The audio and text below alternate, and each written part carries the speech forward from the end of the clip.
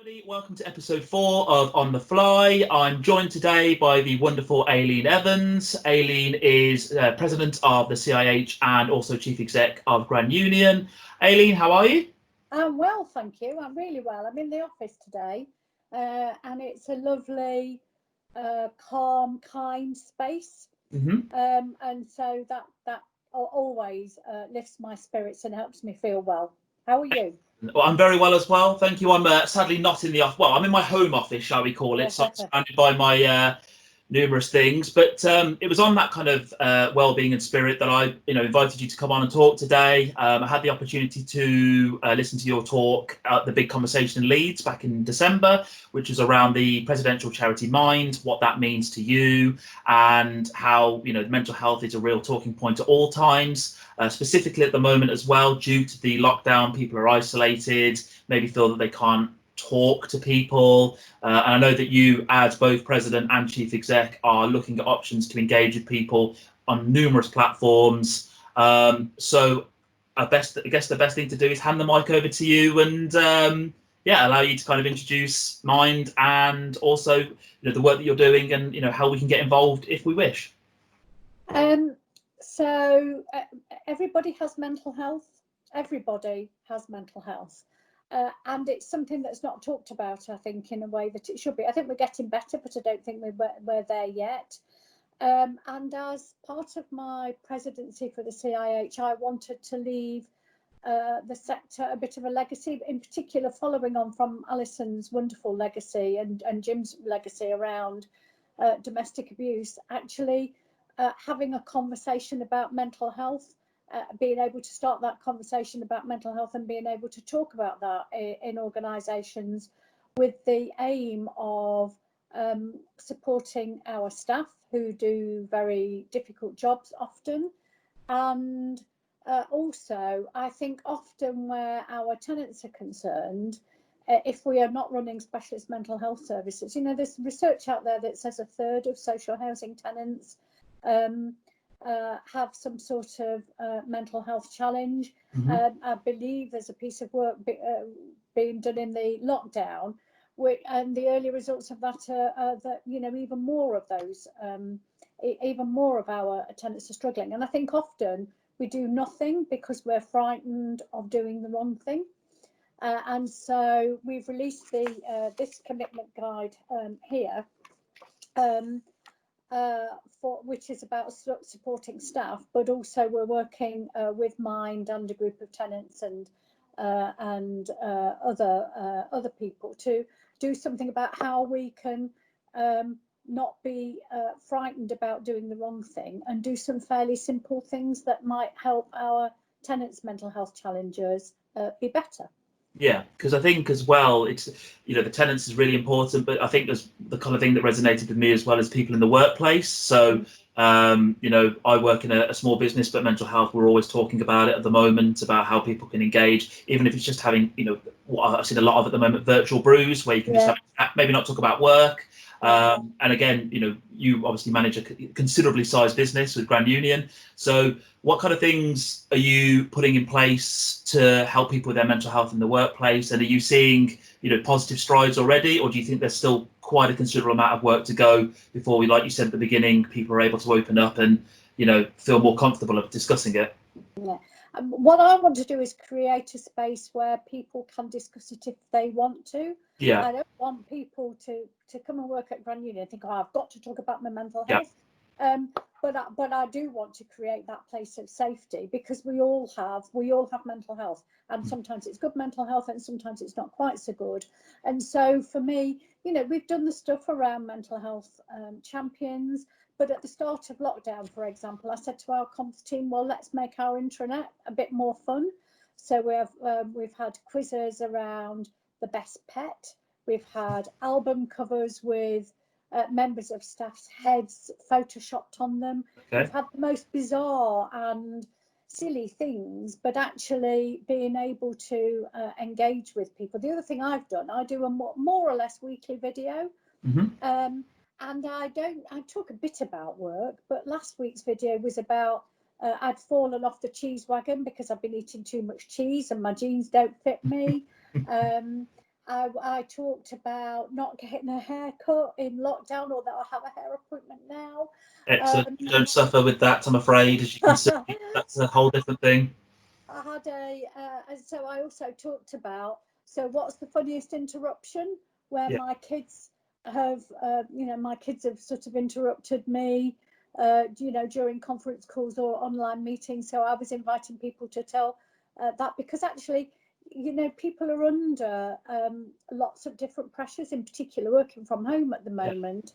They're trying to do home life well, they're trying to homeschool their kids, they're trying to, or they're very lonely. If people live alone, I've been really worried about people who live alone. Yeah. And so for me, I want to create space where people know that they can talk to somebody individually, know that they can tell people how they're feeling. And I say, I've had a really good week, or, I'm a 7 out of 10, or I've not had quite such a good week because this happened or that happened, or I'm getting sick of sitting in my little office at home and getting square eyes. So, I think if I'm honest about my challenges, and you've heard me speak, and I am searingly honest about the challenges with my family, my own mental health, my childhood, all of that. I think if I do it, then that's about me saying, and it's okay for you to do it too. Yeah. And in that way, we get a more honest conversation about how people are feeling. And then when we know how people are feeling, actually we can work together to deal with that. I have a saying that there isn't any such thing as work-life balance. There's just life. There is just life. You don't come in the work door and leave your home life at home, and vice versa. And I think what lockdown has done has brought that to even sharper relief. People are working in the sitting rooms, or at the kitchen tables, with laptops in the bedrooms, with all of those sorts of challenges. It's not about work-life balance. It's about how we navigate life, and how, as a responsible employer, I want to support people to do that well. Yeah, and I think that will resonate not just people within the housing world, but I think across the whole of the UK world at the moment, because I think we've all found that I'm in my man cave at the moment, as it gives me some semblance of just quietness and peace. But my other half, she's a teacher. She works in Rochdale, and some of the stories that she's having to deal with at the moment with vulnerable kids, key workers, children, and obviously she comes home and she's had a really rough day. So I think it is important that, like you say, you don't just leave work at home. Then you don't just leave home life at home, work life at work, and you need to create that space where people can talk about mental health if they wish, as you mentioned. As long as you've given them the platform for them to do so, it's then they know that they can do it, as opposed to almost being forced to do it as well. So no, that really hits the note with me, shall we say. But regarding Mind as well, I know that you've done loads of crazy things in the last 12 months already to support. I saw you dyed your hair purple, which was how long did that take to wash out, or was it quite permanent? Or well, actually, I let my kids dye my hair purple, and there's still a little bit of pink here, I think. But it took weeks. It was supposed to last 20 washes. Well, let me tell you, it lasted loads longer than that. But actually, it raised £2,000, but raised awareness. I might do it another daft colour later on in the year, because if can I make any recommendations? Or go on then. You can. I think you should either go a luminous green because of Green Acre in our business. Do some, easy self-promoting, or I don't know, maybe just go completely gothic and just do all black potentially. Yeah, they could do. Well, those are my two cents. No. So, but for me again, it was about. So that was a bit of fun. Yeah, exactly. And one of the things that helps us be mentally healthy is finding ways to engage with people over things that are fun. Yeah. And so yeah, and it raised, for a £7 bottle of hair dye, and my kids having fun putting it on my head, that raised £2,000. Excellent. And then is there anything else that's coming up that people potentially can get involved with? Because I know that before we recorded this, you'd said that there are other things that you're working with Mind on. Is there anything to look out for? Yeah, it's a really challenging time for charities. We haven't got. We will have some specific initiatives coming up. Yeah. We're working with Mind to put those together. I'm keen to sort of launch the research and use that, because for me it is about raising money for what is a fantastic charity doing amazing work, especially now. But also for me, the point of the presidency was really about raising that awareness and starting those conversations. So I want to still do both.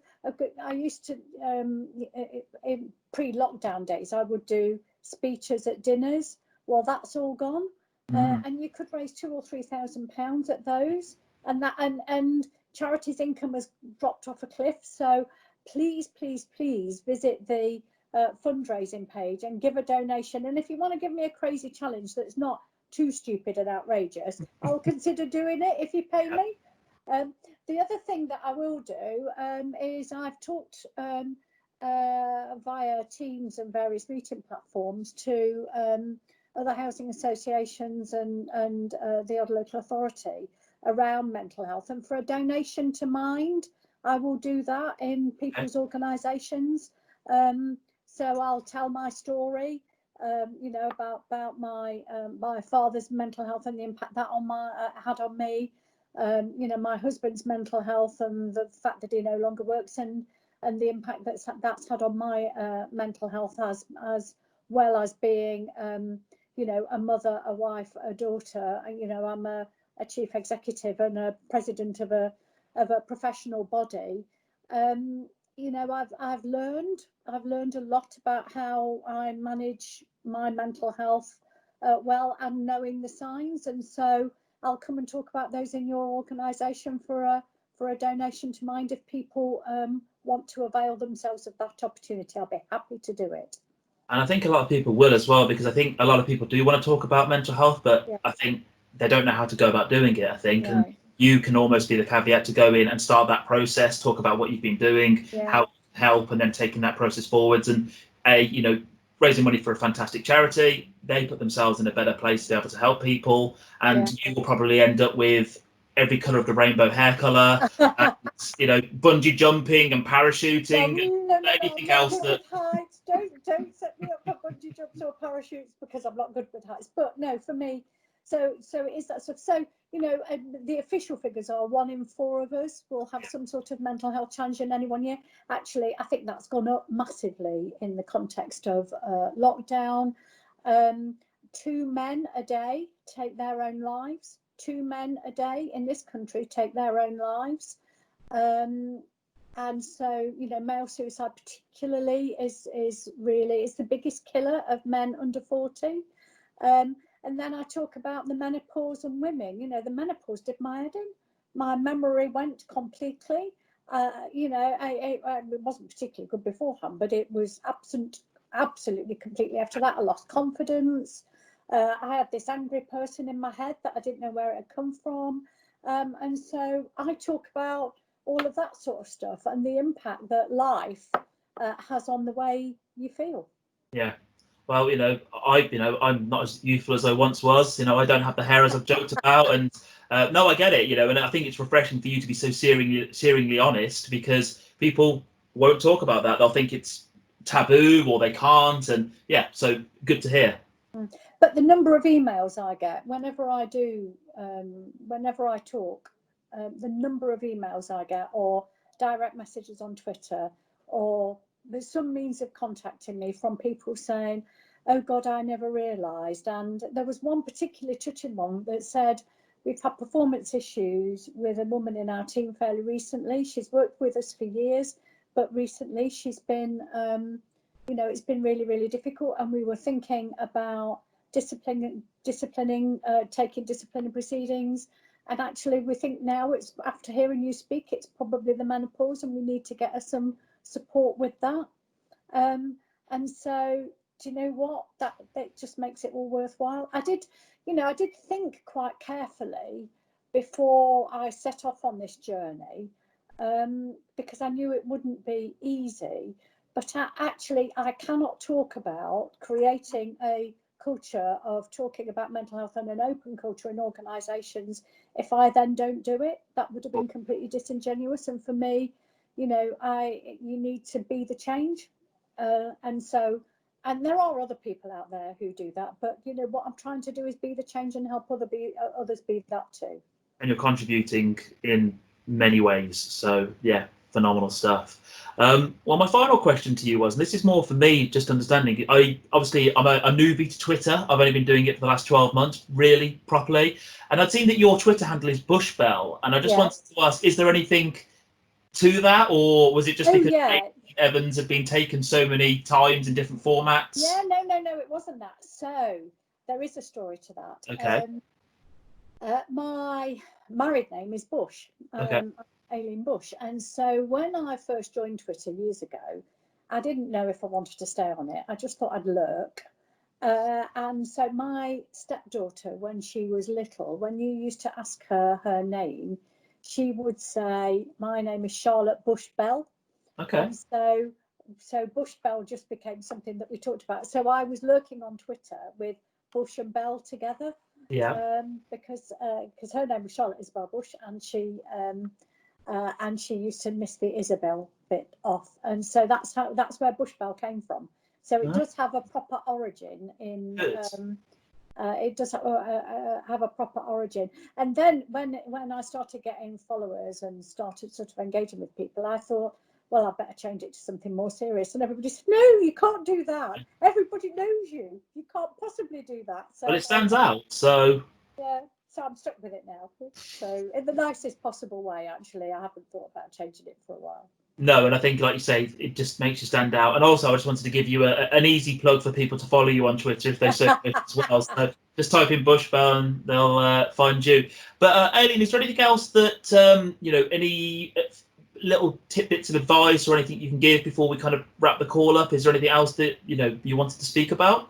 So a couple of things. One of the things that we use at Grand Union is form score. If you go on a website called Inside Out, there's a wonderful chap there called Rob Stevenson, and he's put together like a little checklist, and you score yourself out of 10 on 10 attributes, and that gives you an average. But actually one of those, just filling that in is an easy way to start a conversation. Doing your form score is an easy way to start a conversation with somebody, and it's also an easy way to think, oh, that's where I need to pay attention. I probably haven't done enough exercise, or I probably haven't had enough sleep, or so it is things that it helps you realize where you need to pay attention. So use form score, download the employer commitment guide, please. And if you've got any questions about it or want me to come and talk about it, then I'm happy to do that. And finally, just a plug for the Just Giving page. I'd really appreciate. We're nearly at 27,200. We've set ourselves a £50,000 fundraising target. As I say, there will be some. We're talking about some stuff with CIH Futures, and there will be some more fundraising things. Now we've kind of all got over the shock of lockdown. So. But please, the work that money will go to fund Mind's amazing work, in particular Mind's helpline, that helps people get support, stops those suicides that I talked about, and helps organisations be better by way of the training support that they give. So all of that, please. And what I'll do is, after our conversation, if you can just send me those links, I'll put them in the comments section below, and I'll share with Greenacre as well across the various platforms as well. So to do so. No problem. Form score is brilliant. It's a really, really simple, easy tool. And occasionally I put my form score on our intranet, and I'll say, I'm a 6 out of 10 today, or I'm a 9 out of 10. And people will say, well, I'm a 5 out of 10, or I need to go for a run. Or we did have one person in crisis who put that she was a 2 out of 10, and that enabled us to spot something that wasn't on our radar and support that person in different ways. And so being open about it really, really, really helps. Helps. I think, and yeah, exactly. And I'm fairly open about my mental health. I've had a few issues. Not issues is probably the wrong word, but I've had a few things for me in the last 18 months myself. So no, I do get it, and that's why it's refreshing to be able to hear someone like yourself just talk very plainly and honestly about their what they've gone through, and then people can resonate and fingers crossed get themselves the help that they need. So yeah Excellent. Okay, well, I won't keep you any longer, as I know that you're a busy lady. I have been discussing whether we wave on Zoom and Teams calls these days. I think it's a very British thing to do. So, weekly video, I do a sort of because I don't know quite what to do. No, it's just because it hasn't really been established, the pleasantries and the polite ways of kind of doing things on video calls. So, should we end it with a wave? Do you think that would be best? Let's do a wave. Okay, well, Aileen, thank you very much for joining, and I'll give you a wave too. See you soon. Take care. Take care. All the best. Bye bye.